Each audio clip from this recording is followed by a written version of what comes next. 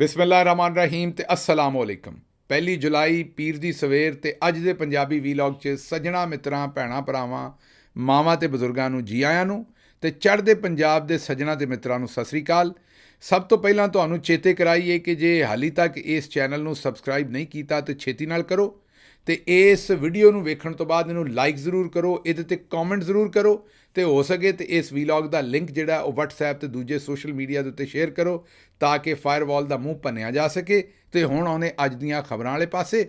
ਅੱਜ ਦੀ ਜਿਹੜੀ ਪਹਿਲੀ ਗੱਲ ਤੁਹਾਡੇ ਨਾਲ ਸਾਂਝੀ ਕਰਨੀ ਹੈ ਉਹ ਇਹ ਹੈ ਕਿ ਜਨਾਬ ਇਸਲਾਮੀ ਟੱਚ ਨਾਲ ਇੱਕ ਨਵਾਂ ਨਕੋਰ ਲੀਡਰ ਬਣਾ ਕੇ ਤੇ ਉਹਨੂੰ ਮਾਰਕੀਟ 'ਚ ਛੱਡਣ ਦੀਆਂ ਪੂਰੀਆਂ ਤਿਆਰੀਆਂ ਕੀਤੀਆਂ ਜਾ ਰਹੀਆਂ ਨੇ। ਹਾਂਜੀ, ਫੋਟੋ ਸ਼ੂਟ ਹੋ ਰਹੇ ਨੇ ਜਨਾਬ, ਜਿਹਦੇ ਵਿੱਚ ਸ਼ਾਹਿਦ ਅਫਰੀਦੀ ਸਾਹਿਬ ਜਿਹੜੇ ਨੇ ਉਹ ਮਸੀਤੇ ਬੈਠੇ, ਪੰਜਾਬੀ 'ਚ ਮਸੀਤੇ ਆਖੀਦਾ ਸੀ, ਮਸਜਿਦ ਤੁਹਾਨੂੰ ਪਤਾ ਹੈ ਉਰਦੂ 'ਚ ਆਖਦੇ ਆ, ਤੇ ਉਹ ਮਸੀਤੇ ਬੈਠੇ ਜਨਾਬ ਨਮਾਜ਼ ਪੜ੍ਹ ਰਹੇ ਨੇ ਤੇ ਪਿੱਛੇ ਇੱਕ ਛੋਟਾ ਬੱਚਾ ਨਮਾਜ਼ ਪੜ੍ਹ ਰਿਹਾ ਤੇ ਪਰਲੇ ਪਾਸੇ ਕੋਈ ਹੋਰ ਪੜ੍ਹ ਰਿਹਾ।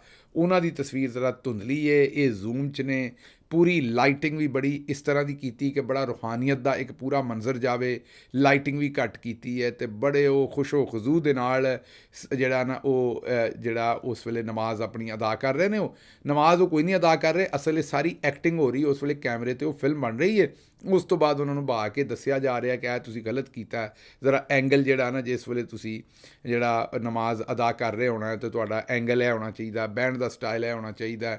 ਤੇ ਉਹਨਾਂ ਦੀ ਦਾੜੀ ਵੀ ਜਨਾਬ ਉਸ ਤੋਂ ਪਹਿਲੇ ਬਣਾਈ ਗਈ ਤੇ ਖਾਸ ਜਗ੍ਹਾ ਤੋਂ ਵਾਲ ਕਟਵਾਏ ਗਏ ਤੇ ਪੂਰੀ ਤਿਆਰੀ ਹੈ ਜੀ, ਪੂਰੀ ਦਾ ਪੂਰਾ ਉਹ ਜਿਹੜਾ ਇੱਕ ਸਿਸਟਮ ਜਿਹੜਾ ਉਹ ਬਣਾਇਆ ਗਿਆ। ਸ਼ਾਹਿਦ ਅਫਰੀਦੀ ਸਾਹਿਬ ਨੂੰ ਹੁਣ ਇਸਲਾਮੀ ਟੱਚ ਦੇ ਕੇ ਤੇ ਇੱਕ ਲੀਡਰ ਬਣਾਉਣ ਦੀ ਕੋਸ਼ਿਸ਼ ਕੀਤੀ ਜਾ ਰਹੀ ਹੈ। ਜ਼ਾਹਿਰ ਹੈ ਤੁਹਾਨੂੰ ਪਤਾ ਹੈ ਕਿ ਨੂਨ ਲੀਗ ਨਾਲ ਬੜੇ ਕਰੀਬੀ ਮਰਾਸਮ ਨੇ, ਨਾਲ ਸੋਸ਼ਲ ਮੀਡੀਆ 'ਤੇ ਉਹਨਾਂ ਦਾ ਪ੍ਰੋਫਾਈਲ ਵੀ ਬਿਲਡ ਕੀਤਾ ਜਾ ਰਿਹਾ। ਇਹ ਇੱਕ ਤੇ ਉਹਨਾਂ ਦੀ ਕ੍ਰਿਕਟ ਦੇ ਵਿੱਚ ਵਿਚਾਰਿਆਂ ਦੇ ਜਿਹੜੇ ਕਾਰਨਾਮੇ ਨਹੀਂ ਉਹ ਵੀ ਬਣਾ ਕੇ ਦੱਸੇ ਜਾ ਰਹੇ ਨੇ ਤੇ ਨਾਲ ਇੱਕ ਹੋਰ ਬਰੀਕ ਵਾਰਦਾਤ ਕੀਤੀ ਜਾ ਰਹੀ ਹੈ। ਉਹ ਵਾਰਦਾਤ ਕੀਤੀ ਜਾ ਰਹੀ ਹੈ ਕਿ ਉਹਨਾਂ ਦਾ ਔਰ ਇਮਰਾਨ ਖਾਨ ਦਾ ਤਕਾਬਲੀ ਜਾਇਜ਼ਾ ਦਿੱਤਾ ਜਾ ਰਿਹਾ। ਦੱਸਿਆ ਜਾ ਰਿਹਾ ਵੀ ਇਹ ਦੇਖੋ ਨਮਾਜ਼ ਔਰ ਕੁਰਾਨ ਦੇ ਕਿੰਨੇ ਪਾਬੰਦ ਨੇ, ਇਹਨਾਂ ਦੀਆਂ ਬੇਟੀਆਂ ਨੇ, ਇਹਨਾਂ ਨੇ ਉਹਨਾਂ ਬੱਚੀਆਂ ਦੀ ਕਿੱਡੀ ਅੱਛੀ ਤਰਬੀਅਤ ਕੀਤੀ ਹੈ, ਉਹਨਾਂ ਦੀਆਂ ਸ਼ਾਦੀਆਂ ਕੀਤੀਆਂ ਨੇ। ਦੂਜੇ ਪਾਸੇ ਇਮਰਾਨ ਖਾਨ ਸਾਹਿਬ ਦੇ ਉੱਤੇ ਜਿਹੜਾ ਨਾ ਜੀ ਉਹ ਤੋਹਮਤਬਾਜ਼ੀ ਤੇ ਉਹਨਾਂ ਨੂੰ ਕ੍ਰਿਟਿਸਿਜ਼ਮ ਤੇ ਕੰਪੇਅਰ ਕੀਤਾ ਹੈ ਕਿ ਇਹ ਦੇਖੋ ਕਿਤਨਾ ਅਜ਼ੀਮ ਆਦਮੀ ਹੈ ਸ਼ਾਹਿਦ ਅਫਰੀਦੀ ਤੇ ਖਾਨ ਸਾਹਿਬ, ਮਤਲਬ ਦੋਨਾਂ ਦਾ ਕਰੀਅਰ ਕ੍ਰਿਕਟ ਦਾ ਵੀ ਔਰ ਨਾਲ ਨਿੱਜੀ ਜ਼ਿੰਦਗੀ ਜਿਹੜੀ ਹੈ ਉਹਦੇ 'ਤੇ ਵੀ ਬੜਾ ਸਾਰਾ ਕ੍ਰਿਟਿਸਿਜ਼ਮ ਜਿਹੜਾ ਇਮਰਾਨ ਖਾਨ ਸਾਹਿਬ 'ਤੇ ਕੀਤਾ ਜਾ ਰਿਹਾ। ਸਿਰਫ ਤੁਹਾਨੂੰ ਇਹ ਦੱਸਣਾ ਸੀ ਵੀ ਨਵਾਂ ਨਕੋਰ ਲੀਡਰ ਬਣਾਉਣ ਦੀ ਇੱਕ ਹੋਰ ਕੋਸ਼ਿਸ਼ ਕੀਤੀ ਜਾ ਰਹੀ ਹੈ ਇਸਲਾਮੀ ਟੱਚ ਨਾਲ। ਲੇਕਿਨ ਭਾਈ ਹੁਣੀ ਜਿਹੜੇ ਇਹਨਾਂ ਨੂੰ ਤੇ ਕ੍ਰਿਕਟ ਦੇ ਵਿੱਚ ਇੰਨੇ ਸਾਲ ਖੇਡਣ ਤੋਂ ਬਾਅਦ LBW ਦਾ ਨਹੀਂ ਪਤਾ ਲੱਗਾ ਤੇ ਇਹ ਜਿਸ ਵੇਲੇ ਇਹਨਾਂ ਨੂੰ ਤੁਸੀਂ ਬਾਹਰ ਕੱਢਣਾ ਨਾ ਤੇ ਇਹਨਾਂ ਨਾਲ ਉਹੀ ਹਾਲ ਹੋਣਾ ਹੈ ਜੋ ਸ਼ਬਾਜ਼ ਸ਼ਰੀਫ ਨੂੰ ਤੁਸੀਂ ਬਣਾਇਆ ਸੀ ਜਿਸ ਵੇਲੇ, ਜਾਂ ਬਾਜੀ ਸਾਡੀ ਨੂੰ ਬਣਾਇਆ ਤੇ ਹੁਣ ਟਿਕਟੌਕ ਹੀ ਬਣਾਉਂਦੀ ਫਿਰਦੀ ਹੈ। ਤੇ ਇਹ ਬਾਜੀ ਤੋਂ ਵੀ ਬਹੁਤਾ ਨਲਾਇਕ ਹੈ ਸਾਡੀ ਤੋਂ, ਤੇ ਇਹ ਮਾਮਲਾਤ ਤੁਹਾਡੇ ਸਾਹਮਣੇ 2-4 ਦਿਨ ਦੇ ਵਿੱਚ ਆ ਜਾਣੇ ਨੇ। ਅੱਛਾ ਜੀ, ਅਗਲੀ ਖਬਰ ਜਿਹੜੀ ਹੈ ਉਹ ਤੁਹਾਡੇ ਸਾਹਮਣੇ ਅਸੀਂ ਰੱਖਣੀ ਹੈ, ਜਿਹੜੀ ਬੜੀ ਤਕਲੀਫ ਦੇ ਮੇਰੇ ਲਈ ਖਬਰ ਹੈ। ਮੈਨੂੰ ਸਮਝ ਨਹੀਂ ਆਉਂਦੀ ਇਹ ਖਬਰ ਤੁਹਾਨੂੰ ਕਿਸ ਤਰ੍ਹਾਂ ਦਿਆਂ। ਇਸ ਤੋਂ ਪਹਿਲੇ ਤੁਹਾਨੂੰ ਪਤਾ ਵੀ ਇੱਕ ਊਂਠ ਦੀ ਲੱਤ ਵੱਢ ਛੱਡੀ ਸੀ ਤੇ ਉਸ ਤੋਂ ਬਾਅਦ ਇੱਕ ਖੋਤੇ ਦੀ ਗਧੇ ਦੀ ਜਿਹੜੀ ਉਹਦੀ ਲੱਤ ਵੱਢ ਛੱਡੀ ਸੀ। ਹੁਣ ਕਿਸੇ ਬੜੇ ਹੀ ਬੇਸ਼ਰਮ ਔਰ ਬਗੈਰਤ ਆਦਮੀ ਨੇ ਆਪਸ ਦੀ ਲੜਾਈ ਝਗੜੇ ਦੇ ਵਿੱਚ ਇੱਕ ਬੰਦੇ ਦੀਆਂ 6 ਮੱਝਾਂ ਨੂੰ, ਜੀਂਦੀਆਂ ਮੱਝਾਂ ਨੂੰ ਅੱਗ ਲਾ ਛੱਡੀ। ਇੱਕ ਮੱਝ ਜਿਹੜੀ ਸੜ ਕੇ ਮਰ ਗਈ ਤੇ 5 ਜਿਹੜੀਆਂ ਝੁਲਸ ਗਈਆਂ। ਉਹ ਜ਼ਾਹਿਰ ਹੈ ਹੁਣ ਤੁਸੀਂ ਆਪ ਸੋਚ ਸਕਦੇ ਹੋ ਵੀ ਜਿੱਡੀ ਗਰਮੀ ਹੈ, ਅਗਰ ਉਹਨਾਂ ਵਿਚਾਰੀਆਂ ਨੂੰ ਜ਼ਖਮ ਆਏ ਨੇ ਤੇ ਉਹਨਾਂ ਕਿੱਥੋਂ ਬਚਣਾ, ਇਨਫੈਕਸ਼ਨ ਹੋ ਜਾਣੀ ਹੈ। ਜਿੰਨੀ ਗਰਮੀ, ਜਿਹੜੇ ਹਾਲਾਤ ਨੇ ਇੱਥੇ, ਬੰਦੇ ਨਹੀਂ ਬਚਦੇ ਤੇ ਮੱਝਾਂ ਨੇ ਕੀ ਬਚਣਾ। ਮੇਰੀ ਸਮਝ ਤੋਂ ਬਾਹਰ ਹੈ। ਅਸੀਂ ਪੰਜਾਬ 'ਚ ਪਹਿਲਾਂ ਨਹੀਂ ਹੁੰਦਾ ਵੇਖਿਆ, ਅਸੀਂ ਜਹਾਲਤ ਵੇਖੀ ਹੈ, ਹਰ ਸ਼ੈ ਵੇਖੀ ਹੈ, ਲੇਕਿਨ ਇਹ ਕੰਮ ਨਹੀਂ ਅਸੀਂ ਹੁੰਦਾ ਵੇਖਿਆ ਵੀ ਡੰਗਰਾਂ ਦੇ ਉੱਤੇ, ਜਾਨਵਰਾਂ ਦੇ ਉੱਤੇ, ਮਾਸੂਮ ਜਾਨਵਰਾਂ ਦੇ ਉੱਤੇ ਇਸ ਤਰੀਕੇ ਨੂੰ। ਤੁਸੀਂ ਕੋਈ ਰੱਬ ਦੇ ਸਾਹਮਣੇ ਨਹੀਂ ਜਾਣਾ, ਤੁਸੀਂ ਰੱਬ ਨੂੰ ਜਾਨ ਨਹੀਂ ਦੇਣੀ, ਤੁਹਾਨੂੰ ਹਯਾ ਨਹੀਂ ਆਉਂਦਾ, ਤੁਸੀਂ ਸੋਚਦੇ ਨਹੀਂ ਵੀ ਬੇਜ਼ੁਬਾਨ ਡੰਗਰਾਂ ਦਾ ਕੀ ਲੈਣ ਦੇਣਾ। ਵੈਸੇ ਤਾਂ ਇਨਸਾਨਾਂ 'ਤੇ ਵੀ ਸ਼ਫਕਤ ਕਰੋ, ਅਗਰ ਕੋਈ ਲੜਾਈ ਝਗੜਾ ਵੀ ਹੁੰਦਾ ਹੈ ਤਾਂ ਉਹਨੂੰ ਮੂੰਹ ਦੀ ਹੱਦ ਤੱਕ ਰੱਖੋ, ਗੱਲਬਾਤ ਦੀ ਹੱਦ ਤੱਕ ਰੱਖੋ, ਦਰਗੁਜ਼ਰ ਕਰੋ, ਲੇਕਿਨ ਜਾਨਵਰਾਂ ਵਿਚਾਰਿਆਂ ਦਾ ਵਿੱਚ ਕੀ ਕਸੂਰ ਹੈ। ਅਤੇ ਮੱਝ ਜਿਹੜੀ ਦੁੱਧ ਪਿਆਉਂਦੀ ਹੈ ਤੁਹਾਨੂੰ ਵਿਚਾਰੀ, ਜਿਹਨਾਂ ਨੂੰ ਆਉਂਦੇ ਨੇ ਵੀ ਖੋਤਾ ਜਿਹੜਾ ਉਹ ਵੀ ਤੁਹਾਡਾ ਭਾਰ ਖਿੱਚਦਾ ਹੈ, ਊਂਠ ਜਿਹੜਾ ਉਹ ਵੀ, ਮਤਲਬ ਸਰਵਿੰਗ ਐਨੀਮਲ ਨੇ। ਪਹਿਲਾਂ ਹੀ ਰੱਬ ਨੇ ਉਹਨਾਂ ਨੂੰ ਵਿਚਾਰਿਆਂ ਨੂੰ ਜਿਹੜਾ ਤੁਹਾਡੀ ਖਿਦਮਤ ਵਾਸਤੇ ਪੈਦਾ ਕੀਤਾ, ਉਹ ਪੈਦਾ ਹੁੰਦੇ ਨੇ ਤੇ ਮਰਨ ਤੱਕ ਤੁਹਾਡੀ ਖਿਦਮਤ ਕਰਦੇ ਨੇ। ਪਹਿਲਾਂ ਉਹਨਾਂ ਦਾ ਦੁੱਧ ਪੀਂਦੇ ਰਹਿੰਦੇ ਜੇ, ਉਸ ਤੋਂ ਬਾਅਦ ਉਹਨਾਂ ਨੂੰ ਜ਼ਿਬਾ ਕਰਕੇ ਤੇ ਉਹਨਾਂ ਦਾ ਗੋਸ਼ਤ ਖਾ ਲੈਂਦੇ ਜੇ ਆਖਰ 'ਤੇ। ਮਤਲਬ ਉਹ ਦੁਨੀਆ 'ਤੇ ਆਉਂਦੇ ਹੀ ਤੁਹਾਡੀ ਖਿਦਮਤ ਕਰਨ ਵਾਸਤੇ ਨੇ ਵਿਚਾਰੇ। ਉਹਨਾਂ ਨਾਲ ਇਹ ਹਾਲ ਨਾ ਕਰੋ। ਇਹ ਜਿਹੜਾ ਬੰਦਾ ਵੀ ਤੁਹਾਡੇ ਲਾਗੇ ਚਾ ਕੇ, ਮੈਂ ਤੁਹਾਨੂੰ ਇੱਕ ਗੱਲ ਦੱਸ ਦਿਆਂ ਬੜਾ ਵਾਜ਼ੇ ਤੌਰ 'ਤੇ, ਜਿਹੜਾ ਬੰਦਾ ਵੀ ਕਿਸੇ ਮਾਸੂਮ ਜਾਨਵਰ ਦੇ ਉੱਤੇ ਜ਼ੁਲਮ ਕਰਦਾ ਹੈ ਉਹਨੇ ਤਾਂ ਦੋਜ਼ਖੇ ਜਾਣਾ ਹੀ ਜਾਣਾ ਹੈ। ਲੇਕਿਨ ਜਿਹੜਾ ਬੰਦਾ ਵੇਖਦਾ ਹੈ ਨਾ ਉਹਦੇ ਲਾਗੇ ਬੈਠਾ, ਔਰ ਡੱਕਦਾ ਨਹੀਂ ਉਸ ਗੱਲ ਨੂੰ। ਇਹ ਯਕੀਨ ਕਰੋ ਵੀ ਕਿਆਮਤ ਵਾਲੇ ਦਿਨ ਤੁਹਾਡੇ ਕੋਲੋਂ ਉਹਦਾ ਓਨਾ ਹੀ ਹਿਸਾਬ ਲਿਆ ਜਾਣਾ ਜਿੰਨਾ ਜ਼ੁਲਮ ਕਰਨ ਵਾਲੇ ਦਾ। ਡੱਕਿਆ ਕਰੋ, ਲੋਕਾਂ ਨੂੰ ਸਮਝਾਇਆ ਕਰੋ। ਇਹ ਔਰ ਬੱਚਿਆਂ ਦੀ ਤਰਬੀਅਤ, ਖੁਸੂਸਨ ਬੱਚਿਆਂ ਨੂੰ ਨਿੱਕੇ ਹੁੰਦੇ ਸਮਝਾਓ ਕਿ ਬੇਜ਼ੁਬਾਨ ਜਾਨਵਰਾਂ ਦੇ ਨਾਲ ਪਿਆਰ ਕਰਨਾ ਹੈ। ਕੋਈ ਚਿੜੀ, ਕਾਂ, ਕੋਈ ਵੀ ਜਾਨਵਰ ਜਿਹੜਾ, ਉਹਨਾਂ ਨੂੰ ਪਾਣੀ ਪਿਆਓ, ਉਹਨਾਂ ਨੂੰ ਕੋਈ ਦਾਣਾ ਪਾਓ, ਉਹਨਾਂ 'ਤੇ ਸ਼ਫਕਤ ਕਰੋ ਤਾਂ ਕਿ ਉਹ ਤੁਹਾਡੇ ਵਾਸਤੇ ਕੋਈ ਰੱਬ ਅੱਗੇ ਦੁਆ ਕਰਨ। ਉਹਨਾਂ ਦੇ ਚੱਕਰ ਦੇ ਵਿੱਚ ਹੀ ਤੁਹਾਡੀ ਕੋਈ ਜਿਹੜੀ ਹੈ ਤੁਹਾਡੇ ਲਈ ਜ਼ਿੰਦਗੀ ਆਸਾਨ ਹੋ ਜਾਏ। ਇਹ ਕੰਮ ਨਾ ਕਰੋ, ਮਿਹਰਬਾਨੀ ਕਰੋ। ਬੜੀ ਮੈਨੂੰ ਤਕਲੀਫ ਹੁੰਦੀ ਹੈ ਜ਼ਾਤੀ ਤੌਰ 'ਤੇ ਜਦੋਂ ਮੈਂ ਇਹੋ ਜਿਹੇ ਮਾਮਲਾਤ ਉੱਤੇ ਦੇਖਣਾ। ਅੱਛਾ ਜੀ, ਅਗਲੀ ਖਬਰ ਜਿਹੜੀ ਹੈ ਉਹ ਗਾਇਨਾਕੋਲੋਜਿਸਟ ਹੈ ਨੇ ਡਾਕਟਰ ਸਮਰੀਨਾ ਹਾਸ਼ਮੀ, ਬਹੁਤ ਹੀ ਮੰਨੀਆਂ ਪਰਮੰਨੀਆਂ ਗਾਇਨਾਕੋਲੋਜਿਸਟ ਨੇ ਪਾਕਿਸਤਾਨ ਦੀਆਂ। ਔਰ ਉਹਨਾਂ ਨੇ ਇੱਕ ਬੜੀ ਵੱਡੀ ਬਿਮਾਰੀ ਚੱਲ ਰਹੀ ਸੀ, ਉਹਦੀ ਉਹਨਾਂ ਨੇ ਸਾਇੰਟੀਫਿਕ ਇੱਕ ਉਹਨਾਂ ਨੇ ਕੰਟਰੀਬਿਊਸ਼ਨ ਕੀਤਾ। ਉਹ ਇੱਕ ਸਾਹਿਲ ਅਦੀਮ ਸਾਹਿਬ ਕੋਈ ਹੈ ਨੇ ਮੁੰਡਾ, ਉਹ ਅਸੀਂ ਕਾਲੀ ਚਰਨ ਨਾਂ ਸੁਣਿਆ ਸੀ, ਵੇਖਿਆ ਨਹੀਂ ਸੀ ਕਦੀ। ਉਹ ਪਹਿਲੀ ਵਾਰੀ ਵੇਖਿਆ ਵੀ ਕਾਲੀ ਚਰਨ ਕਿਹੋ ਜਿਹੀ ਹੁੰਦੀ ਹੈ। ਅਤੇ ਉਹ ਭਾਈ ਹੋਣੀ ਜਿਹੜੇ ਨੇ, ਮਤਲਬ ਕਾਲੀ ਚਰਨ ਦਾ ਮਤਲਬ ਕੋਈ ਰੰਗ ਤੋਂ ਨਹੀਂ ਹੈ ਸਾਨੂੰ, ਉਹ ਮਤਲਬ ਇਹ ਕਿ ਉਹ ਇੱਕ ਖੌਫਨਾਕ ਬੰਦੇ ਦਾ ਅਸੀਂ ਇੱਕ ਸੁਣਿਆ ਸੀ, ਵਿਲਨ ਕਿਸੇ ਦਾ ਨਾਂ ਕਾਲੀ ਚਰਨ ਹੁੰਦਾ ਸੀ। ਅਤੇ ਉਹ ਅਸੀਂ ਪਹਿਲੀ ਵਾਰੀ ਵੇਖਿਆ। ਅਤੇ ਭਾਈ ਹੋਰਾਂ ਦੇ ਵਾਲ ਬਹੁਤੇ ਵਧੇ ਨੇ, ਜੂਆਂ ਵੀ ਵਿੱਚ ਬੇਸ਼ੁਮਾਰ ਹੋਣੀਆਂ ਨੇ। ਮੈਨੂੰ ਤਾਂ ਲੱਗਦਾ ਉਹਨਾਂ ਆਪ ਹੀ ਰੱਖੀਆਂ ਹੋਣੀਆਂ ਨੇ, ਕਿਉਂਕਿ ਉਹ ਧੋਂਦੇ ਛੋਂਦੇ ਕੋਈ ਨਹੀਂ। ਜੋ ਉਹਨਾਂ ਦੀ ਹਾਲਤ ਹੈ, ਨਹਾਉਂਦੇ ਵੀ ਮੇਰਾ ਖਿਆਲ ਕਿਤੇ ਘੱਟ ਹੀ ਨੇ ਉਹ ਭਾਈ ਹੋਰੀ। ਉਹਨਾਂ ਦਾ ਪਤਾ ਲੱਗਾ ਵੀ ਉਹ ਮੋਟੀਵੇਸ਼ਨਲ ਸਪੀਕਰ ਨੇ। ਇਹ ਵੀ ਅੱਜ ਕੱਲ੍ਹ ਨਵਾਂ ਹੀ ਰਿਵਾਜ ਬਣਿਆ ਵੀ ਜਿਹਨੇ ਆਪ ਜ਼ਿੰਦਗੀ ਦੇ ਵਿੱਚ ਕਦੇ ਕੁਛ ਨਹੀਂ ਕੀਤਾ, ਸਾਈਕਲ ਨਹੀਂ ਖਰੀਦਿਆ ਕਦੀ ਜ਼ਿੰਦਗੀ ਦੇ ਵਿੱਚ, ਜਾਂ ਮੇਰਾ ਮਤਲਬ ਹੈ ਵੀ ਕਿਸੇ ਜਗ੍ਹਾ ਦੇ ਉੱਤੇ ਕੋਈ ਕੰਟਰੀਬਿਊਸ਼ਨ ਜ਼ਿੰਦਗੀ ਦੇ ਵਿੱਚ ਨਹੀਂ ਹੈਗਾ, ਉਹ ਮੋਟੀਵੇਸ਼ਨਲ ਸਪੀਕਰ ਬਣੇ ਫਿਰਦੇ ਨੇ, ਦੂਜਿਆਂ ਨੂੰ ਜਿਹੜੇ ਰਾਹ ਪਾਉਂਦੇ ਫਿਰਦੇ ਨੇ। ਉਹ ਬਾਈ ਮੋਟੀਵੇਸ਼ਨਲ ਸਪੀਕਰ ਉਹ ਹੁੰਦਾ ਹੈ ਜਿਹਨੇ ਆਪ ਜ਼ਿੰਦਗੀ 'ਚ ਕੋਈ ਇਹੋ ਜਿਹਾ ਕੰਮ ਕੀਤਾ ਹੋਵੇ ਜਿੱਤੇ ਦੁਨੀਆ ਆ ਕੇ ਬੱਲੇ ਵੇ ਬੱਲੇ, ਮਤਲਬ ਕਿ ਪੂਰੀ ਦੁਨੀਆ ਜਿਹੜੀ ਉੱਠ ਕੇ ਤਾੜੀਆਂ ਮਾਰੇ। ਉਹ ਫਿਰ ਦੂਜਿਆਂ ਨੂੰ ਮੋਟੀਵੇਸ਼ਨ ਦੇ ਸਕਦਾ ਵੀ ਬਈ ਇਸ ਤਰ੍ਹਾਂ, ਮਤਲਬ ਹਸਨ ਸਰਦਾਰ ਸਾਹਿਬ ਬਹਿ ਕੇ ਮੋਟੀਵੇਸ਼ਨ ਦੇ ਸਕਦੇ ਨੇ ਵੀ ਅਸੀਂ, ਸਾਡੀ ਟੀਮ ਮਾੜੀ ਸੀ, ਇੰਜ ਜਿੱਤਿਆ ਅਸੀਂ। ਜਾਂ ਡਾਕਟਰ ਕਦੀਰ ਖਾਨ ਸਾਹਿਬ, ਜਾਂ ਸਮਰ ਮੁਬਾਰਕਮੰਦ ਸਾਹਿਬ, ਜਾਂ ਦੂਜੇ ਜਿਹੜੇ ਕਿ ਜੀ ਸਾਡੇ ਕੋਲ ਹਾਲਾਤ ਬੜੇ ਜਿਹੜੇ ਨਾ ਉਹ ਨਗੁਫਤਾ ਸਨ, ਫਿਰ ਵੀ ਅਸਾਂ ਐਟਮ ਬੰਬ ਬਣਾ ਲਿਆ। ਜਾਂ ਕੋਈ ਹੋਰ ਸਕੂਲ ਟੀਚਰ ਹੈ, ਕੋਈ ਬੰਦਾ ਹੈ ਜਿਹਨੇ ਲੋਕਾਂ ਦੀਆਂ ਜ਼ਿੰਦਗੀਆਂ 'ਚ ਕੋਈ ਤਬਦੀਲੀ ਲਿਆਂਦੀ ਹੈ 15 20 ਸਾਲ 25 ਸਾਲ। ਕੋਈ ਡਾਕਟਰ ਹੈ ਜਿਹਨੇ ਲੋਕਾਂ ਦੀਆਂ ਜ਼ਿੰਦਗੀਆਂ 'ਚ ਤਬਦੀਲੀ ਲਿਆਂਦੀ ਹੈ।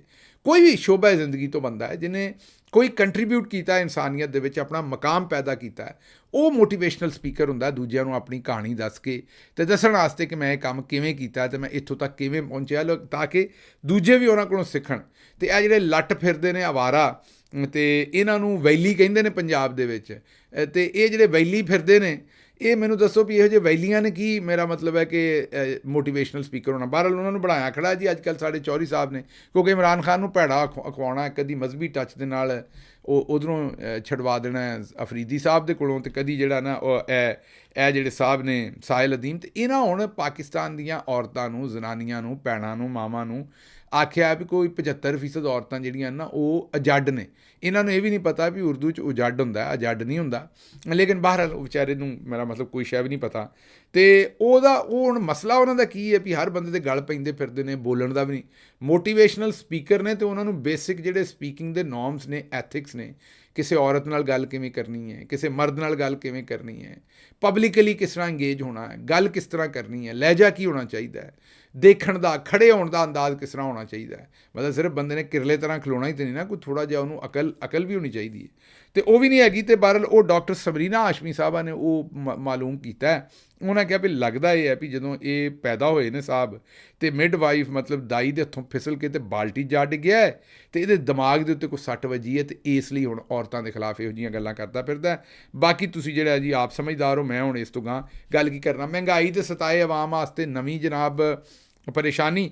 ਪੈਟਰੋਲ ਜਿਹੜਾ 8 ਰੁਪਈਏ ਲੀਟਰ ਜਿਹੜਾ 7 ਰੁਪਈਏ 45 ਪੈਸੇ ਵਧਾ ਦਿੱਤਾ, ਅਤੇ ਡੀਜ਼ਲ 9 ਰੁਪਈਏ 56 ਪੈਸੇ, ਮਤਲਬ 10 ਰੁਪਏ ਲੀਟਰ ਵਧਾ ਦਿੱਤਾ।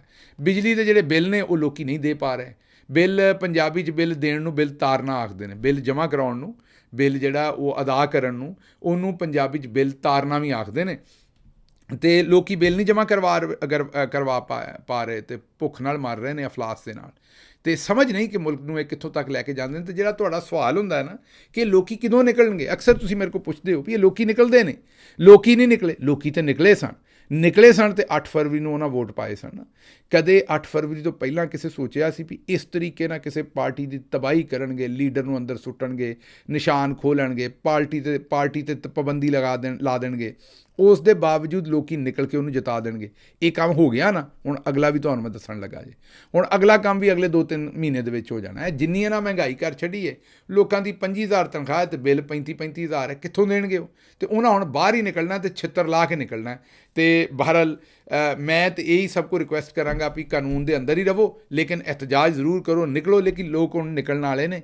ਜੇ ਸਾਡੀ ਜਿਹੜੀ ਗਵਰਨਮੈਂਟਾਂ ਨੇ, ਇਹਨਾਂ ਨੇ ਅਗਰ ਹੋਸ਼ ਦੇ ਨਾਖਣ ਨਾ ਲਏ ਔਰ ਇਹਨਾਂ ਨੇ ਅਕਲ ਨਾ ਕੀਤੀ, ਹਯਾ ਨਾ ਕੀਤੀ, ਲੋਕਾਂ ਨੂੰ ਕੋਈ ਰਿਲੀਫ ਨਾ ਦਿੱਤਾ, ਤੇ ਫਿਰ ਲੋਕ ਇਹਨਾਂ ਦੀ ਹਕੂਮਤ ਜਿਹੜੀ ਹੈ ਉਹਨੂੰ ਹਟਾ ਕੇ ਦਮ ਲੈਣਗੇ, ਕਿਉਂਕਿ ਮਾਮਲਾਤ ਜਿਹੜੇ ਨੇ ਉਹ ਖਰਾਬ ਹੋ ਗਏ ਨੇ। ਇਹ ਮਜ਼ੀਦ ਕੀਮਤਾਂ ਵੀ, ਹੁਣ ਪੈਟਰੋਲ ਵਧੇਗਾ ਤਾਂ ਉਹਦੇ ਨਾਲ ਬਿਜਲੀ ਹੋਰ ਵੱਧ ਜਾਏਗੀ, ਸਮਝ ਗਏ ਹੋ ਨਾ? ਉਹ ਐਡਜਸਟਮੈਂਟ ਚਾਰਜਸ ਦੇ ਵਿੱਚ ਪਹਿਲਾਂ ਹੀ ਬਿਜਲੀ, ਮੈਂ ਤੁਹਾਨੂੰ ਆਖਿਆ ਸੀ ਵੀ ਗਰਮੀਆਂ ਤੋਂ ਪਹਿਲਾਂ 100 ਨੂੰ ਕ੍ਰਾਸ ਕਰ ਜਾਣੀ, ਤਾਂ ਮੇਰੇ ਖਿਆਲ ਪਹਿਲਾਂ ਹੀ ਕਰ ਗਈ ਹੈ ਜੋ ਬਿੱਲ ਆਉਣ ਡਏ ਨੇ। ਸ਼ਹਿਬਾਜ਼ ਸ਼ਰੀਫ ਸਾਹਿਬ ਨੇ ਅਜ਼ਾਰੇ ਤਸ਼ੱਕਰ ਦਾ ਟਵੀਟ ਕੀਤਾ, ਮਤਲਬ ਕਿ ਬੇਹਿਆ ਵੀ ਬੰਦਾ ਹੋਵੇ ਤਾਂ ਫਿਰ ਮੌਜਾਂ, ਅਕਲ ਨਾ ਹੋਵੇ ਤਾਂ ਮੌਜਾਂ ਹੀ ਮੌਜਾਂ, ਮੈਂ ਨਾ ਹਿਆ ਵੀ ਨਾ ਹੋਵੇ ਫਿਰ ਵੀ ਮੌਜਾਂ ਹੀ ਮੌਜਾਂ। ਉਹ ਬਜਾਏ ਇਸ ਦੇ ਕਿ ਸਮਝਣ ਦੀ ਕਿ ਲੋਕਾਂ ਦੀਆਂ ਜ਼ਿੰਦਗੀਆਂ ਨਾਲ ਕੀ ਹੋ ਰਿਹਾ, ਉਹਨਾਂ ਟਵੀਟ ਕੀਤਾ।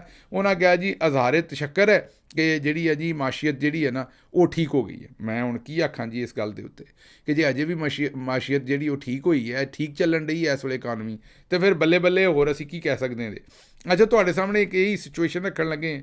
ਇੱਕ ਨਮਾਜ਼ ਹੈ, ਉਹ ਮੈਂ ਤੁਹਾਨੂੰ ਪੜ੍ਹ ਕੇ ਦੱਸ ਦਿੰਦਾ। ਫੈਸਲਾਬਾਦ ਤੋਂ ਖਬਰ ਆਈ ਹੈ, ਅਤੇ ਇਹ ਹੁਣ ਮੈਂ ਨਾਂ ਨਹੀਂ ਲੈ ਸਕਦਾ, ਜਿਹੜੇ ਰਿਪੋਰਟਰ ਨੇ ਖਬਰ ਦਿੱਤੀ ਹੈ ਉਹ ਚੁੱਕਿਆ ਜਾਣਾ ਵਿਚਾਰਾ, ਉਹਨੇ ਖਬਰ ਘੱਲੀ ਹੈ ਵੀ ਮਹਿੰਗਾਈ ਤੋਂ ਸਤਾਏ ਦਮਾਦ ਨੇ ਸਸੁਰਾਲ 'ਚ ਡੇਰੇ ਪਾ ਦਿੱਤੇ ਜਾ ਕੇ, ਅਤੇ ਦਮਾਦ ਨੂੰ 2 ਮਹੀਨੇ ਤੱਕ ਆਪਣੇ ਸਸੁਰਾਲ 'ਚ ਰਿਹਾ। ਜਿਸ ਵੇਲੇ ਦਮਾਦ ਜਵਾਈ ਜਿਹੜਾ ਜਵਾਈ ਭਾਈ ਨੇ ਮਹਿੰਗਾਈ ਤੋਂ ਤੰਗ ਆ ਕੇ ਤੇ ਜਾ ਡੇਰੇ ਪਾਏ ਆਪਣੇ ਸਹੁਰਿਆਂ ਦੇ ਘਰ, ਅਤੇ 2 ਮਹੀਨੇ ਜਿਸ ਵੇਲੇ ਰਹਿ ਲਿਆ, ਅਤੇ ਕੁੜੀ ਦੀ ਮਾਂ ਨੇ ਕੁੜੀ ਨੂੰ ਆਖਿਆ ਵੀ ਪੁੱਤਰ ਇਹ ਜਵਾਈ ਭਾਈ ਨੂੰ ਪੁੱਛ ਵੀ ਇਹਨੇ ਮੁੜ ਕੇ ਘਰ ਨਹੀਂ ਵਾਪਸ ਜਾਣਾ, 2 ਮਹੀਨੇ ਹੋ ਗਏ ਇਹਨੂੰ ਇੱਥੇ ਪਏ ਨੂੰ, ਅਤੇ ਵਾਹਵਾ ਟਾਈਮ ਹੋ ਗਿਆ।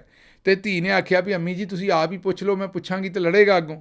ਅਤੇ ਸੱਸ ਗਈ ਅਤੇ ਉਹਨੇ ਫਿਰ ਜਵਾਈ ਨੂੰ ਪੁੱਛਿਆ ਕਿ ਬੇਟਾ ਤੂੰ ਵਾਪਸ ਨਹੀਂ ਜਾਣਾ ਮੁੜ ਕੇ, ਤੇਰੀ ਉੱਥੇ ਅੰਮੀ ਡੀਕਦੀ ਹੋਏਗੀ, ਤੇਰੇ ਘਰ ਵਾਲੇ ਡੀਕਦੇ ਹੋਣਗੇ। ਅਤੇ ਅੱਗੋਂ ਜਵਾਈ ਮੇਰੇ ਖਿਆਲ ਤਿਆਰ ਹੀ ਬੈਠਾ ਸੀ ਇਸ ਗੱਲ ਵਾਸਤੇ। ਉਹਨੇ ਆਖਿਆ ਵੀ ਤੁਹਾਡੀ ਧੀ ਵੀ ਤਾਂ ਸਾਡੇ ਘਰ 6-6 ਮਹੀਨੇ ਰਹਿੰਦੀ ਹੈ ਨਾ, ਅਸੀਂ ਕਦੀ ਉਹਨੂੰ ਕੋਈ ਗੱਲ ਨਹੀਂ ਕੀਤੀ, ਅਤੇ ਨਾ ਅਸੀਂ ਉਹਨੂੰ ਕਦੀ ਆਖਿਆ ਵੀ ਜਾ ਤੇਰੀ ਅੰਮੀ ਡੀਕਦੀ ਹੋਏਗੀ, ਅਸੀਂ ਵੀ ਤਾਂ ਉਹਨੂੰ ਰਹਿਣ ਦਿੱਤਾ। ਅਤੇ ਉਹ ਸੱਸ ਨੇ ਅੱਗੋਂ ਆਖਿਆ ਵੀ ਪੁੱਤਰ ਉਹਦਾ ਤਾਂ ਉਹ ਘਰ ਹੈ, ਉਹਦਾ ਤਾਂ ਉਸ ਘਰ ਦੇ ਵਿੱਚ ਵਿਆਹ ਹੋਇਆ। ਅਤੇ ਅੱਗੋਂ ਜਵਾਈ ਨੇ ਆਖਿਆ ਵੀ ਮੈਂ ਇੱਥੇ ਕਿਹੜਾ ਬਿੱਲ ਤਾਰਨ ਆਇਆ ਜੀ, ਮੇਰਾ ਵੀ ਇੱਥੇ ਵਿਆਹ ਹੋਇਆ, ਮੇਰੇ ਵੀ ਇਹ ਸਹੁਰੇ ਹੀ ਨੇ। ਬਿੱਲ ਤਾਰਨ ਦਾ ਮਤਲਬ ਮੈਂ ਕਿਹੜਾ ਇੱਥੇ ਬਿੱਲ ਜਮ੍ਹਾਂ ਕਰਾਉਣ ਆਇਆ, ਮੈਂ ਕਿਹੜਾ ਬਿੱਲ ਜਿਹੜਾ ਬੈਂਕ ਦੇ ਵਿੱਚ ਜਮ੍ਹਾਂ ਕਰਾਉਣ ਆਇਆ, ਮੈਂ ਵੀ ਇੱਥੇ ਸਹੁਰਿਆਂ ਦੇ ਘਰ ਹੀ ਆਇਆ, ਮੇਰੇ ਵੀ ਇਹ ਸਹੁਰੇ ਨੇ। ਇਹ ਜਨਾਬ ਹੁਣ ਲੋਕਾਂ ਦੀਆਂ ਜਿਹੜੀਆਂ ਜ਼ਿੰਦਗੀਆਂ ਨੇ ਇਹਨਾਂ ਦੇ ਉੱਤੇ ਇਹ ਮਾਮਲਾਤ ਹੋ ਰਹੇ ਨੇ, ਇਸ ਤਰ੍ਹਾਂ ਜ਼ਿੰਦਗੀਆਂ ਤਬਦੀਲ ਹੋ ਰਹੀਆਂ ਨੇ, ਅਤੇ ਲੋਕ ਹੁਣ ਜਿਹੜੇ ਪਨਾਹ ਲੈ ਰਹੇ ਨੇ ਕੋਈ ਸਹੁਰਿਆਂ ਦੇ ਘਰ। ਮੇਰਾ ਖਿਆਲ ਇਹਦੇ 'ਚ ਵੈਸੇ ਏਡੀ ਪਹਿਲਾਂ ਤਾਂ ਹੁੰਦੀ ਸੀ ਸਾਡੇ ਕਲਚਰ ਦੇ ਵਿੱਚ, ਅਕਸਰ ਆਖਿਆ ਜਾਂਦਾ ਸੀ ਕਿ ਭੈਣ ਦੇ ਘਰ ਭਾਈ ਅਤੇ ਸਹੁਰਿਆਂ ਦੇ ਘਰ ਜਵਾਈ, ਇਹਨੂੰ ਭੈੜਾ ਹੀ ਆਖਿਆ ਜਾਂਦਾ ਸੀ ਇਸ ਕੰਮ ਨੂੰ।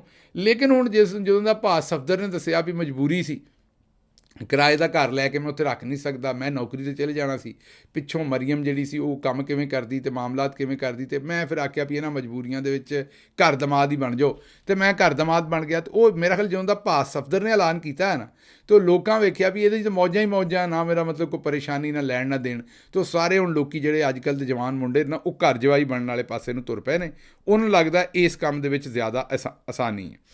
ਅੱਛਾ ਜੀ, ਅਗਲੀ ਖਬਰ ਤੁਹਾਨੂੰ ਇਹ ਰੱਖਣੀ ਹੈ ਵੀ ਉਹ ਤੁਹਾਨੂੰ ਪਤਾ ਹੈ ਕਿ ਸਾਡੀ ਸਰਕਾਰੀ ਹਾਜਣ ਹੈ ਬਾਜੀ ਆਸਮਾ ਸ਼ਰਾਜ਼ੀ, ਉਹਨਾਂ ਦਾ ਇੱਕ ਟਵੀਟ ਸਾਹਮਣੇ ਆਉਣ ਡਿਆ ਵੀ ਉਹ ਇਤਵਾਰ ਵਾਲੇ ਦਿਨ ਇਮਰਾਨ ਖਾਨ ਦੇ ਜ਼ਮਾਨੇ 'ਚ ਇਤਵਾਰ ਵਾਲੇ ਦਿਨ ਜਾਂਦੀਆਂ ਹੁੰਦੀਆਂ ਸਨ ਇਤਵਾਰ ਬਾਜ਼ਾਰ, 'ਤੇ ਕਹਿੰਦੀਆਂ ਸਨ ਵੀ ਬੜੀ ਮਹਿੰਗਾਈ ਹੋ ਗਈ, ਆਵਾਮ ਮੁਗਲਜ਼ਾਤ ਜਿਹੜੀ ਹੈ ਨਾ ਉਹ ਬੋਲ ਰਹੀ ਹੈ ਹਕੂਮਤ ਨੂੰ। ਮੈਂ ਸੁਣ ਕੇ ਪਰੇਸ਼ਾਨ ਹੋ ਗਈ। ਕੱਲ੍ਹ ਟਵਿੱਟਰ ਦੇ ਉੱਤੇ ਸਾਰਾ ਦਿਨ ਸਾਰੇ ਲੋਕ ਸਰਕਾਰੀ ਹਾਜਨ ਸਾਹਿਬਾਂ ਨੂੰ ਲੱਭਦੇ ਰਹੇ ਨੇ ਵੀ ਕਿਤੇ ਇਤਵਾਰ ਬਾਜ਼ਾਰ ਜਾਣ ਅਤੇ ਪਤਾ ਕਰਨ ਕਿ ਮਹਿੰਗਾਈ ਕਿਉਂ ਹੋਈ ਹੈ, ਲੇਕਿਨ ਉਹ ਸਰਕਾਰੀ ਹਾਜਨ ਸਾਹਿਬਾਂ ਜਿਹੜੀਆਂ ਨਾ ਅੱਜ ਕੱਲ੍ਹ ਗਈਆਂ ਕੋਈ ਨਹੀਂ। ਹਾਂ, ਇਹ ਜ਼ਰੂਰ ਹੈ ਕਿ ਲਿਫਾਫੇ ਸਾਰੇ ਬਾਜਮਾਤ ਰੋਣ ਡਏ ਨੇ ਇਸ ਵੇਲੇ। ਉਹ ਤਲਤ ਹੁਸੈਨ ਸਾਹਿਬ ਹੋਣ, ਉਹ ਬੇਸ਼ੱਕ ਨਸਰੁੱਲਾ ਮਲਕ ਸਾਹਿਬ ਹੋਣ, ਅਤੇ ਦੂਸਰੇ ਬੰਦੇ ਹੋਣ, ਉਹਦੀ ਵਜ੍ਹਾ ਇਹ ਹੈ ਵੀ ਟੈਕਸ ਆਉਂਦੇ ਨੇ ਬਹੁਤ ਜ਼ਿਆਦਾ ਲਾਤਾ ਅਤੇ ਅਸੀਂ ਮਾਰੇ ਗਏ। ਅਤੇ ਬਹਰਹਾਲ ਵੇਖਦੇ ਦਾ ਕੀ ਹਾਲ ਕੀ ਹੁੰਦਾ। ਅੱਛਾ ਜੀ, ਇਹ ਇੱਕ ਅੰਮਾ ਜੀ ਦੀ ਵੀਡੀਓ ਸਾਹਮਣੇ ਆਈ, ਇਹ ਤੁਹਾਨੂੰ ਮੈਂ ਆਖਰ 'ਤੇ ਵਿਖਾਉਣਾ ਚਾਹੁੰਦਾ। ਅਸਲ ਦੇ ਵਿੱਚ ਇਸ ਖਬਰ ਨੂੰ ਮੈਂ ਸਾਹਮਣੇ ਰੱਖਾਂਗਾ, ਲੇਕਿਨ ਆਖਰ 'ਤੇ ਇਹ ਹੋ ਸਕਦਾ ਹੈ ਵੇਖ ਕੇ ਹੁਕਮਰਾਨਾਂ ਦੇ ਦਿਲ ਕੋਈ ਪਸੀਜੇ, ਪਰ ਲੱਗਦਾ ਕੋਈ ਨਹੀਂ। ਜੋ ਬੇਸ਼ਰਮੀ ਹੈ ਉਸ ਤੋਂ ਬਾਅਦ ਇਹਨਾਂ ਦਾ ਦਿਲ ਕਿਸੇ ਤਰੀਕੇ ਨਾਲ ਪਸੀਜੇ, ਇਹ ਮੈਨੂੰ ਲੱਗਦਾ ਕੋਈ ਨਹੀਂ। ਅੱਛਾ ਜੀ, ਅਗਲੀ ਖਬਰ ਜਿਹੜੀ ਤੁਹਾਡੇ ਸਾਹਮਣੇ ਰੱਖਣੀ ਹੈ ਉਹ ਖਬਰ ਜੇ ਕਿ ਈਰਾਨ ਦੇ ਇੰਤਖਾਬਾਤ, ਈਰਾਨ ਦੇ ਵਿੱਚ ਇੰਤਖਾਬ ਹੋਏ ਸਨ ਜੁਮੇ ਵਾਲੇ ਦਿਨ, ਇਤਵਾਰ ਵਾਲੇ ਦਿਨ ਉਹਦਾ ਸਰਕਾਰੀ ਨਤੀਜਾ ਆਇਆ, ਅਤੇ ਉੱਥੇ ਇੱਕ ਸਰਜਨ ਜਿਹੜੇ ਨੇ ਮਸੂਦ ਸਾਹਿਬ, ਮਸੂਦ ਪਸ਼ਕਾਨ ਉਹਨਾਂ ਦਾ ਨਾਂ ਹੈ, ਪਜ਼ਸ਼ਿਕਾਨ ਸੌਰੀ। ਅਤੇ ਉਹ ਜਿਹੜੇ ਮਸੂਦ ਪਜ਼ਸ਼ਿਕਾਨ ਨੇ ਉਹ ਇਸ ਵੇਲੇ ਵਿਨਰ ਰਹੇ ਨੇ। ਵਿਨਰ ਮਤਲਬ ਕਿ ਹਤਮੀ ਤੌਰ 'ਤੇ ਨਹੀਂ ਜਿੱਤੇ, ਉਹ ਦੱਸਣਾ ਕਿਉਂ, ਲੇਕਿਨ ਪਹਿਲੇ ਨੰਬਰ 'ਤੇ ਆਏ ਨੇ। ਅਤੇ ਬਾਕੀ ਜਿਹੜੇ ਇਸਟੈਬਲਿਸ਼ਮੈਂਟ ਦੇ ਸਈਦ ਜਲੀਲੀ ਸਾਹਿਬ ਜਿਹੜੇ ਨੇ ਉਹ ਇਸਟੈਬਲਿਸ਼ਮੈਂਟ ਨੂੰ ਪਸੰਦ ਨੇ। ਉੱਤੇ ਵੀ ਕਾਫੀ ਤਬਦੀਲੀ ਹੋਈ ਹੈ। ਪਹਿਲਾਂ ਜਿਹੜੇ ਬਾਕਰ ਸਾਹਿਬ ਲੱਗ ਰਹੇ ਸਨ ਵੀ ਜਿੱਤਣਗੇ, ਹੁਣ ਕਿਤੇ ਦੇ ਕਿਤੇ ਅੱਪੜ ਗਏ ਨੇ। ਇਸਟੈਬਲਿਸ਼ਮੈਂਟ ਨੇ ਨਵਾਂ ਘੋੜਾ ਸਈਦ ਜਲੀਲੀ ਸਾਹਿਬ ਉਤਾਰ ਦਿੱਤੇ। ਇਹ ਜਿਹੜੇ ਸਾਹਿਬ ਜਿਹੜੇ ਜਿੱਤ ਰਹੇ ਨੇ, ਮਸੂਦ ਸਾਹਿਬ ਜਿਹੜੇ ਹਾਰਟ ਸਰਜਨ ਨੇ, ਇਹ ਰੋਸ਼ਨ ਖਿਆਲ ਨੇ, ਸੋਸ਼ਲ ਮੀਡੀਆ ਤੋਂ ਪਾਬੰਦੀਆਂ ਚੁੱਕਣੀਆਂ ਚਾਹੁੰਦੇ ਨੇ, ਵੈਸਟ ਨਾਲ ਵੀ ਤਲਕਾਤ ਬਿਹਤਰ ਕਰਨਾ ਚਾਹੁੰਦੇ ਨੇ। ਔਰ ਇਹ ਜਿਹੜੇ ਨੇ ਪਹਿਲੇ ਨੰਬਰ 'ਤੇ ਆਏ ਨੇ। 4 ਲੋਕਾਂ ਨੂੰ ਜ਼ਾਹਿਰ ਹੈ ਪਹਿਲੇ ਚਾਰਾਂ ਨੰਬਰਾਂ ਦੇ ਵਿੱਚ ਪਹਿਲੇ ਨੰਬਰ 'ਤੇ ਆਏ ਨੇ, ਅਤੇ ਮਸੂਦ ਜਿਹੜੇ ਸਈਦ ਜਲੀਲੀ ਸਾਹਿਬ ਨੇ ਉਹ ਦੂਸਰੇ ਆਏ ਨੇ। ਹੁਣ ਇਹਨਾਂ 'ਚੋਂ ਕਿਸੇ ਬੰਦੇ ਨੂੰ ਵੀ 51% ਵੋਟ ਨਹੀਂ ਲੱਭੇ। ਟੋਟਲ ਜਿਹੜੇ ਵੋਟ ਪਏ ਨੇ ਉਹ ਮੇਰਾ ਖਿਆਲ ਕੋਈ 2 ਕਰੋੜ ਤੇ ਕੁਝ ਲੱਖ ਵੋਟ ਪਏ ਸਨ, ਉਹਨਾਂ 'ਚੋਂ ਕਿਸੇ ਨੂੰ ਵੀ 51% ਵੋਟ ਨਹੀਂ ਲੱਭੇ। ਹੁਣ ਦੋਹਰੇ ਇਲੈਕਸ਼ਨ ਦਾ ਦੂਸਰਾ ਰਨ ਆਫ ਮਰਹਲਾ ਹੋਏਗਾ, ਜਿਹਦੇ ਵਿੱਚ ਜਿਹੜਾ 51% ਲੈ ਜਾਏਗਾ ਉਹ ਫਿਰ ਸਦਰ ਬਣੇਗਾ। ਅਤੇ ਚਾਂਸਸ ਇਹੀ ਨੇ ਕਿ ਮਸੂਦ ਸਾਹਿਬ ਜਿਹੜੇ ਨੇ ਹਾਰਟ ਸਰਜਨ ਜਿਹੜੇ ਨੇ, ਰੋਸ਼ਨ ਖਿਆਲ ਨੇ, ਇਹ ਜ਼ਰਾ ਥੋੜ੍ਹੇ ਜਿਹੇ ਮੁਤਦਿਲ ਆਦਮੀ ਵੀ ਨੇ, ਵੈਸਟ ਨਾਲ ਵੀ ਤਲਕਾਤ ਠੀਕ ਕਰਨਾ ਚਾਹੁੰਦੇ ਨੇ। ਇਹਨਾਂ ਦੇ ਜਿੱਤਣ ਦੇ ਜਿਹੜੇ ਚਾਂਸਸ ਜਿਹੜੇ ਨੇ ਉਹ ਜ਼ਿਆਦਾ ਨੇ। ਅੱਛਾ ਜੀ, 1-2 ਖਬਰਾਂ ਤੁਹਾਡੇ ਸਾਹਮਣੇ ਹੋਰ ਰੱਖ ਦਈਏ। ਉਹ ਇਹ ਹੈ ਕਿ ਇਸਲਾਮਾਬਾਦ ਦੇ ਵਿੱਚ 1000 ਤੋਂ 2000 1000 ਹੁੰਦਾ ਤਕਰੀਬਨ 2 ਕਨਾਲ ਦਾ ਘਰ। ਇਹ 2 ਕਨਾਲ ਤੋਂ ਜਿਹੜਾ ਘਰ 2 ਕਨਾਲ ਤੋਂ ਲੈ ਕੇ ਅਤੇ 4 ਕਨਾਲ ਦੇ ਦਰਮਿਆਨ ਜਿਹੜਾ ਘਰ ਹੈ ਜਾਂ ਫਾਰਮ ਹਾਊਸ ਹੈ, ਉਹਦੇ ਉੱਤੇ 10 ਲੱਖ ਰੁਪਈਆ ਟੈਕਸ ਲੱਗੇਗਾ। ਅਤੇ ਜਿਹੜਾ 4 ਕਨਾਲ ਤੋਂ ਵੱਡਾ ਹੈ ਉਹਦੇ ਉੱਤੇ 15 ਲੱਖ ਰੁਪਈਆ ਸਾਲ ਦਾ ਜਿਹੜਾ ਉਹ ਟੈਕਸ ਲੱਗੇਗਾ। ਇਹ ਨਵਾਂ ਫੈਸਲਾ ਕੀਤਾ ਗਿਆ ਜੀ। ਕਾਜ਼ੀ ਫਾਇਜ਼ ਈਸਾ ਸਾਹਿਬ ਨੂੰ ਇਹ ਆਫਰ ਦਿੱਤੀ ਗਈ ਹੈ ਵੀ ਤੁਹਾਨੂੰ ਅਗਰ ਅਸੀਂ ਐਕਸਟੈਂਸ਼ਨ ਨਾ ਦੇ ਸਕੇ ਤਾਂ ਤੁਹਾਨੂੰ ਚੀਫ ਇਲੈਕਸ਼ਨ ਕਮਿਸ਼ਨਰ ਲਾ ਦਿਆਂਗੇ। ਇਸੇ ਲਈ ਤੁਸੀਂ ਗੌਰ ਕੀਤੀ ਹੋਏਗੀ ਕਿ ਉਹ ਇਲੈਕਸ਼ਨ ਕਮਿਸ਼ਨ ਦੇ ਖਿਲਾਫ ਕੋਈ ਗੱਲ ਨਹੀਂ ਕਰਦੇ, ਅਤੇ ਉਹਨਾਂ ਨੂੰ ਇਹ ਆਫਰ ਦਿੱਤੀ ਹੈ ਚੌਧਰੀ ਸਾਹਿਬ ਨੇ ਕਿ ਤੁਸੀਂ ਪਹਿਲੇ ਤਾਂ ਜਿਹੜੀਆਂ ਮਖਸੂਸ ਨਸ਼ਿਸਤਾਂ ਖੋਵੋ। ਔਰ ਤੁਹਾਨੂੰ ਪਤਾ ਵੀ ਉਹ ਫਸਾ ਕੇ ਬੈਠੇ ਸਨ ਕਿਉਂਕਿ ਉਹਨਾਂ ਦੇ ਕੋਲ ਨੰਬਰ ਪੂਰਾ ਨਹੀਂ ਸੀ, ਜੱਜ ਪੂਰੇ ਨਹੀਂ ਸੀ। ਹੁਣ ਸਾਡੇ ਕੋਲ ਇਤਲਾਹ ਆਈ ਹੈ ਕਿ 2 ਜੱਜ ਜਿਹੜੇ ਨੇ ਉਹਨਾਂ ਨੂੰ ਜ਼ਬਰਦਸਤੀ ਪ੍ਰੈਸ਼ਰ ਦੇ ਕੇ ਅਤੇ ਉਹਨਾਂ ਦੇ ਕੋਲੋਂ ਹੁਣ ਵੋਟ ਲੈਣ ਲੱਗੇ ਨੇ ਆਪਣੇ ਹੱਕ ਦੇ ਵਿੱਚ। ਜੇ ਕਾਮਯਾਬ ਹੋ ਗਏ ਤਾਂ ਫਿਰ ਹੋ ਸਕਦਾ ਵੀ ਇਹ ਕੰਮ ਪਾ ਦੇਣ ਇਹੋ ਜਿਹਾ ਕਿ ਅੱਜ ਫੈਸਲਾ ਦੇ ਦੇਣ ਔਰ ਖੋਲ੍ਹਣ ਸੀਟਾਂ PTI ਦੇ ਕੋਲੋਂ। ਲੇਕਿਨ ਅਗਰ ਉਹ ਜੱਜ ਖਲੋ ਗਏ ਦੋਵੇਂ, ਅਤੇ ਫਿਰ ਜਿਨ੍ਹਾਂ ਦੇ ਉੱਤੇ ਦੋਵਾਂ 'ਤੇ ਪ੍ਰੈਸ਼ਰ ਪਾ ਰਿਹਾ, ਬਾਕੀ ਜ਼ਿਆਦਾਤਰ ਜੱਜ ਜਿਹੜੇ ਨੇ 2 ਤੋਂ ਇਲਾਵਾ ਉਹ ਤਾਂ ਜ਼ਾਹਿਰ ਹੈ ਪਹਿਲੇ ਹੀ ਖਲੋਤੇ ਨੇ, ਅਤੇ ਕੁਝ ਕਾਜ਼ੀ ਸਾਹਿਬ ਨਾਲ ਨੇ ਪਹਿਲੇ ਦੇ, ਉਹ 2 ਜੱਜਾਂ ਦੇ ਵੋਟ ਨੇ ਫ਼ਰਕ ਪਾਉਣਾ, ਉਹ ਪਤਾ ਲੱਗ ਜਾਏਗਾ। ਲੇਕਿਨ ਇਹ ਹੁਣ ਕਾਜ਼ੀ ਸਾਹਿਬ ਨੂੰ ਜਨਾਬ ਇਹ ਉਹਨਾਂ ਨੇ ਆਫਰ ਕੀਤੀ ਹੈ। ਅੱਛਾ ਜੀ, ਅੱਗੇ ਤੁਹਾਡੇ ਕੋਈ ਚਿੱਠੀ ਪੱਤਰ ਨੇ, ਕੁਇਕਲੀ ਰੱਖ ਦਈਏ। ਇਹ 2 ਸਾਲ ਦੀ ਆਪਣਾ 2nd ਈਅਰ ਦੀ ਬੱਚੀ ਹੈ, ਸਟੂਡੈਂਟ ਹੈ। ਇਹਨੇ ਕਿਹਾ ਜੀ ਹੁਣ ਤੁਹਾਡੇ ਵੀਲੌਗ ਵੇਖ ਕੇ ਅਤੇ ਮਾਸ਼ਰੇ ਜਿਹੜਾ ਸਾਨੂੰ ਸਾਰਿਆਂ ਨੂੰ ਪਤਾ ਲੱਗਾ ਕਿ ਸਾਨੂੰ ਬੋਲਣਾ ਚਾਹੀਦਾ ਅਤੇ ਸਾਨੂੰ ਪੋਲੀਟਿਕਸ ਦੇ ਵਿੱਚ ਹਿੱਸਾ ਲੈਣਾ ਚਾਹੀਦਾ। ਬਿਲਕੁਲ ਬੱਚਾ, ਤੁਹਾਨੂੰ ਬਿਲਕੁਲ ਪੋਲੀਟਿਕਸ ਦੇ ਵਿੱਚ ਹਿੱਸਾ ਵੀ ਲੈਣਾ ਚਾਹੀਦਾ ਅਤੇ ਗੱਲਬਾਤ ਵੀ ਕਰਨੀ ਚਾਹੀਦੀ ਹੈ। ਅਗਲੀ ਗੱਲ ਉਹ ਆਉਂਦੇ ਨੇ ਜੀ, ਨਵਾਜ਼ ਸ਼ਰੀਫ ਸਾਹਿਬ ਦਾ ਹੁਣ ਸਿਰਫ ਜਿਹੜਾ ਨਾ ਉਹ ਪੈਲੀ ਦੇ ਵਿੱਚ ਕਾਂ ਦੀ ਤਰ੍ਹਾਂ ਕਾਂ ਅਤੇ ਚੀਲਾਂ ਉਡਾਉਣ ਵਾਸਤੇ ਰਹਿ ਗਏ ਨੇ, ਬਾਕੀ ਤਾਂ ਉਹਨਾਂ ਦਾ ਕੋਈ ਇਸਤੇਮਾਲ ਜਿਹੜਾ ਉਹ ਰਹਿ ਨਹੀਂ ਗਿਆ। ਅੱਛਾ ਜੀ, ਕਿਸਾਨਾਂ ਨੂੰ ਆਪਣੇ ਹੱਕ ਵਾਸਤੇ ਬਾਹਰ ਨਿਕਲਣਾ ਪੈਣਾ। ਇਹ ਮੁਹੰਮਦ ਆਮਿਰ ਯੂਸਫ ਸਾਹਿਬ ਕਹਿੰਦੇ ਨੇ। ਉਹ ਆਉਂਦੇ ਨੇ ਕਿ ਇੰਝ ਹੀ ਜਿਸ ਤਰ੍ਹਾਂ ਕਸ਼ਮੀਰ 'ਚ, ਬੋਲੀਵੀਆ 'ਚ, ਕੀਨੀਆ 'ਚ ਜਾਂ ਉਸ ਤੋਂ ਪਹਿਲੇ ਤੁਰਕੀ 'ਚ ਲੋਕ ਨਿਕਲੇ ਸਨ, ਅਗਰ ਲੋਕ ਬਾਹਰ ਨਿਕਲਣਗੇ, ਇਹ ਬਿਲਕਣ ਨਾਲ ਕੰਮ ਨਹੀਂ ਬਣਨਾ। ਲੋਕ ਬਾਹਰ ਨਿਕਲਣ, ਇhtਜਾਜ ਕਰਨ ਅਤੇ ਫਿਰ ਹੀ ਇਹ ਕੰਮ ਬਣਨਾ। ਇਹ ਉਹਨਾਂ ਦਾ ਕੌਮੈਂਟ ਹੈ ਜੀ। ਅੱਛਾ ਜੀ, ਅਗਲਾ ਗਜ਼ਾਲਾ ਆਰਿਫ ਸਾਹਿਬਾ ਕਹਿੰਦੀਆਂ ਨੇ ਕਿ ਵਾਏ ਮਰੀਮ ਜਿਹੜੀ ਹੈ ਉਹ ਕਿਉਂ ਵੇਸਟ ਕਰ ਰਹੀ ਹੈ ਇੰਨਾ ਸਾਰਾ ਪੈਸਾ ਰੋਜ਼ ਪਬਲਿਸਿਟੀ ਕਰਨ ਨੂੰ। ਹਾਫ ਪੇਜਸ ਦੇ ਐਡਸ ਦਿੰਦੀ ਹੈ, ਉਹ ਐਡਵਰਟਾਈਜ਼ਿੰਗ ਦਿੰਦੀ ਹੈ ਨਿਊਜ਼ਪੇਪਰ ਦੇ ਵਿੱਚ, ਅਤੇ ਦੂਜੇ ਪਾਸੇ ਅਸੀਂ IMF ਦੇ ਕੋਲੋਂ ਮਿੰਨਤਾਂ ਕਰਕੇ ਪੈਸੇ ਲੈ ਰਹੇ ਹਾਂ। ਉਹਦੇ 2 ਵਜੂਹਾਤ ਨੇ ਜੀ। ਇੱਕ ਤਾਂ ਬਾਜੀ ਨੂੰ ਆਪਣੀ ਮਸ਼ਹੂਰੀ ਦਾ ਚਾਅ ਹੈ, ਉਹ ਤਾਂ ਤੁਹਾਨੂੰ ਪਤਾ ਲੱਗ ਹੀ ਗਿਆ ਵੀ ਬਾਜੀ ਟਿਕਟੋਕਰ ਹੈ, ਆਂਦੀ ਟਿਕਟੋਕ ਬਣਾਉਣ 'ਤੇ ਵੀ ਮਿਹਨਤ ਹੁੰਦੀ ਹੈ। ਅਤੇ ਦੂਜੇ ਪਾਸੇ ਬਾਜੀ ਦਾ ਰੌਲਾ ਇਹ ਹੈ ਕਿ ਮੀਡੀਆ ਨੂੰ ਵੀ ਤਾਂ ਖਰੀਦਣਾ, ਤਾਂ ਮੀਡੀਆ ਨੂੰ ਖਰੀਦਣ ਦਾ ਤਰੀਕਾ ਇਹੀ ਹੈ ਤਾਂ ਕਿ ਬਾਜੀ ਦੀਆਂ ਝੂਠੀਆਂ ਤਾਰੀਫਾਂ ਕਰਨ ਕਿ ਉਹਨਾਂ ਨੂੰ ਪੈਸੇ ਦੇਈ ਜਾਓ। ਲੇਕਿਨ ਇਹਦੇ ਨਾਲ ਫ਼ਰਕ ਕੋਈ ਨਹੀਂ ਪੈਂਦਾ ਹੁੰਦਾ, ਆਵਾਮ ਨੂੰ ਪਤਾ ਹੈ ਕਿ ਅਸਲੀਅਤ ਇਹਨਾਂ ਦੀ ਕੀ ਹੈ। ਅੱਛਾ ਜੀ, ਅਗਲੀ ਫੈਸਲਾਬਾਦ ਤੋਂ ਵੀ ਇਹੀ ਗੱਲ ਆਉਂਦੇ ਨੇ ਕਿ ਹਰ ਮਾਰਟ ਕੋਲੋਂ 2500 ਫੀਸ ਵਸੂਲ ਕਰਕੇ ਮਰੀਮ ਸਾਹਿਬਾ ਦੀਆਂ ਤਸਵੀਰਾਂ ਲਾ ਰਹੇ ਨੇ, ਅਤੇ ਜਿਹੜੀ ਵੀ ਚੀਜ਼ ਪਲਾਸਟਿਕ ਸ਼ਾਪਰ ਦੇ ਵਿੱਚ ਪੈਕ ਹੁੰਦੀ ਹੈ ਉਹਨੂੰ ਚੁੱਕ ਕੇ ਅਤੇ ਪਿੱਛੇ ਰਖਵਾ ਦਿੰਦੇ। ਮਤਲਬ ਪਲਾਸਟਿਕ ਬੈਗਾਂ ਦੇ ਉੱਤੇ ਜਿਹੜੀ ਪਾਬੰਦੀ ਲਾਈ ਹੈ ਉਹ ਹੁਣ ਰਿਸ਼ਵਤ ਖਾਣ ਦਾ ਇੱਕ ਨਵਾਂ ਤਰੀਕਾ ਉਹ ਤੁਹਾਨੂੰ ਦੱਸ ਰਹੇ ਨੇ ਵੀ ਬਣ ਗਿਆ। ਕਿਸਾਨ ਨੂੰ ਲੁੱਟ ਲਿਆ। ਮੁਹੰਮਦ ਅਬੂ ਬਕਰ ਅਲੀ ਸਾਹਿਬ ਆਉਂਦੇ ਨੇ ਸਰੇਆਮ ਬੋਰੀਆਂ ਵੇਚੀਆਂ ਗਈਆਂ ਨੇ, ਕਣਕ, ਮਕਈ ਅਤੇ ਆਪਣਾ ਜਿਹੜਾ ਝੋਨਾ ਹੈ, ਦਾਨ ਮੀਨ ਚਾਵਲ, ਅਤੇ ਇਹ ਸਰੋਂ ਅਤੇ ਸੂਰਜਮੁਖੀ, ਇਹ ਸਾਰਿਆਂ ਦੀਆਂ ਕੀਮਤਾਂ ਜ਼ਮੀਨ ਬੋਸ ਨੇ। ਗੰਨੇ ਦੇ ਨਾਲ ਵੀ ਇਹੀ ਕਰਨਾ, ਸ਼ਾਇਦ ਇਹੋ ਜਿਹਾ ਹੀ ਕੰਮ ਉਹਨਾਂ ਕਿਹਾ ਲੱਗਦਾ ਕਰਨਾ, ਅਤੇ ਕਿਸਾਨ ਜਿਹੜਾ ਨਾ ਉਹਨੂੰ ਮਾਰ ਛੱਡਿਆ। ਤੇ ਉਹ ਹੁਣ ਪਤਾ ਨਹੀਂ ਕਿ ਕਿਸਾਨ ਦੇ ਦੁਸ਼ਮਣ ਕਿਉਂ ਨੇ, ਮੈਨੂੰ ਵੀ ਨਹੀਂ ਸਮਝ। ਹਰ ਵਾਰੀ ਕਿਸਾਨ ਨਾਲ ਇੰਝ ਹੀ ਕਰਦੇ ਨੇ। ਅੱਗੋਂ ਉਹਨਾਂ ਕਿਹਾ ਜੀ ਅਹਿਮਦ ਫਰਾਜ਼ ਵਿਰਕ ਸਾਹਿਬ ਨੇ ਕਿਹਾ ਵੀ ਇਰਾਨ ਦੇ ਇਲੈਕਸ਼ਨ 'ਤੇ ਗੱਲਬਾਤ ਕਰੋ, ਉਹ ਕੀਤੀ ਹੈ ਜੀ ਅੱਜ। ਤੇ ਅਗਲੀ ਗੱਲ ਜਿਹੜੀ ਹੈ ਉਹ ਕਿਸਾਨਾ ਸਾਹਿਬ ਨੇ, ਉਹਨਾਂ ਨੇ ਕਿਹਾ ਕਿ ਜੀ ਅਸੀਂ ਅਮਰੀਕਨ ਜਿਹੜੇ ਸਿਟੀਜ਼ਨ ਨੇ ਉਹਨਾਂ ਦੇ ਸ਼ੁਕਰਗੁਜ਼ਾਰ ਹਾਂ ਕਿ ਉਹਨਾਂ ਪਾਕਿਸਤਾਨੀਆਂ ਵਾਸਤੇ ਉੱਥੇ ਆਵਾਜ਼ ਚੁੱਕੀ ਹੈ ਤੇ ਆਪਣੀ ਕਾਂਗਰਸ ਕੋਲੋਂ ਜਿਹੜੀ ਉਹ ਕਰਾਰਦਾਦ ਪਾਸ ਕਰਵਾਈ ਹੈ ਤੇ ਉਹ ਪਾਕਿਸਤਾਨੀਆਂ ਦੇ ਨਾਲ ਖਲੋਤੇ ਨੇ। ਇਹਦੇ ਨਾਲ ਅਸੀਂ ਉਹਨਾਂ ਦੇ ਸ਼ੁਕਰਗੁਜ਼ਾਰ ਹਾਂ। ਲਓ ਜੀ, ਮੈਨੂੰ ਦਿਓ ਇਜਾਜ਼ਤ ਤੇ ਰੱਬ ਰਾਖਾ।